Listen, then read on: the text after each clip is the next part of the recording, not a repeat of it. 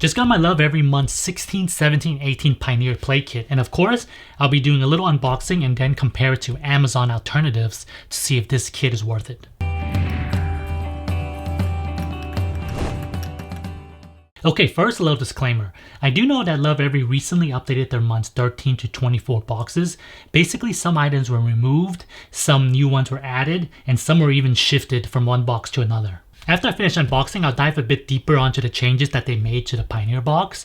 As I haven't opened this box yet, I'm not 100% sure which box this is, but based off of when they shipped the box and when they updated their website, I think this is the older version. This uncertainty of what's inside the box almost feels like unboxing KiwiCo. Alright, moment of truth. Let's see what's inside this one.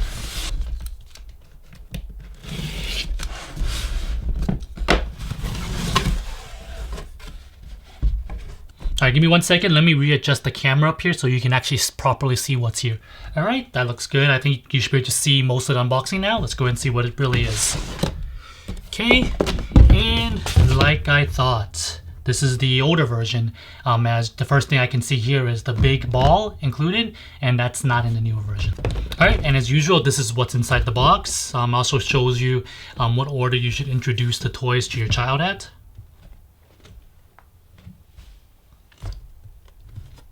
Okay, as I previously said, this is the organic big ball.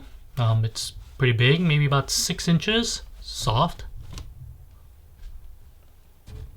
Next we have, well, let's talk about the play guide first. This is of course included in every single one of their boxes. If I can open it, there we go. It's basically just has a lot of information on how to properly play with everything included inside this box. And of course, they also have the same recommended timeline here for you. Actually, just put this way so I know what to call everything. Next is the race and chase ramp. So it's this big guy over here. So you can take a look at it. It's actually a dual ramp, 2 different ramps at the same time. And I believe there should be little cars. Yes, little cars are actually attached right here on the end. That allows you to slide it down the ramp. Let's take a look. Okay.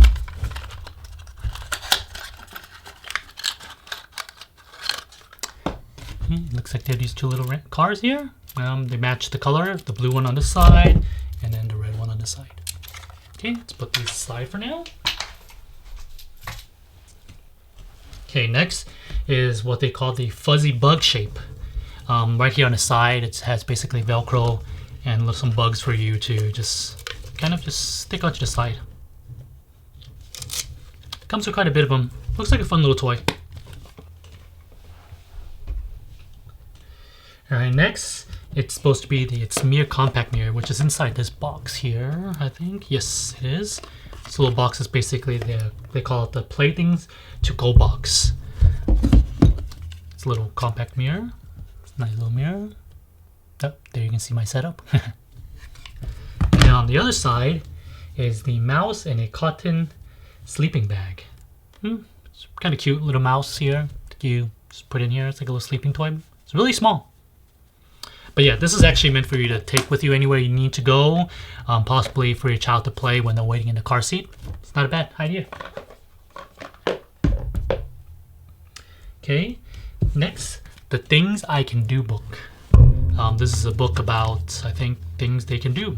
Dance, jump, clap. Next is the Simon Says cube and cards. Basically, I think this is a bunch of cards here. You insert it onto the cube here, and then you roll it, and whatever happens, your child's supposed to do it. And I think you can do it with your child to encourage them. Okay. Next, we have Friends of All Shape Puzzle. Almost didn't see this one here. Let's see how it comes out. Oof. See how it comes out. It's actually a bit hard to slide out here. Okay.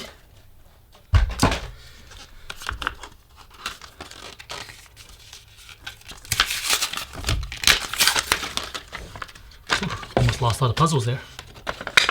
Okay. I think underneath each puzzle was just a little pictures as well.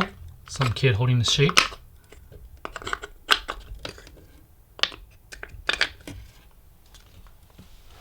Side. Next we have the Threadable Beats Kit.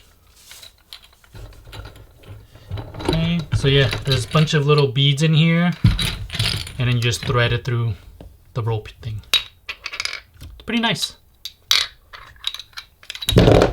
And a nice little drawstring bag so you can keep everything without losing it. Okay, I missed this earlier. This was actually from the beginning. It's Max and Nana Go to the Park. So this book is not actually about going to the park, from what I know. It's actually about emotions and how to deal with it. Like right here, you can see the kid gets hurt, and they talk about how to deal with the emotions. Alright, and the last thing in here is a safety card. Basically it teaches how to care for everything that's inside this box. Alright, and that's everything inside this box. Before I go do the research on Amazon to find alternatives and attempt to make my own play kit, let's talk about the differences between the old and the new box. The items that stay the same in the box are the race and chase ramp, the threadable bead kit, the drawstring bag, the fuzzy bug shrub, and Max and Nana Go to the Park board book. They removed the shape puzzle, the big ball, Simon Says cube, things I can do book, and then that whole little to-go thing where you have both the sleeping mouse and the compact mirror. They replaced those items with the community garden puzzle and the wooden stacking pegboard.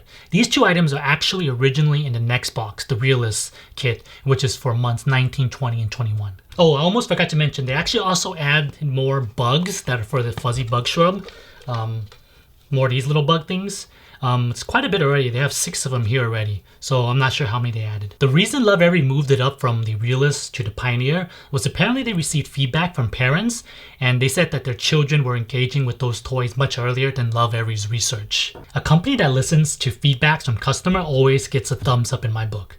The toys and boxes so far have been top notch and worth the cost. But is the Pioneer box still worth it after all these changes? I'll try to rebuild both the old and the new box with the alternatives I find on Amazon.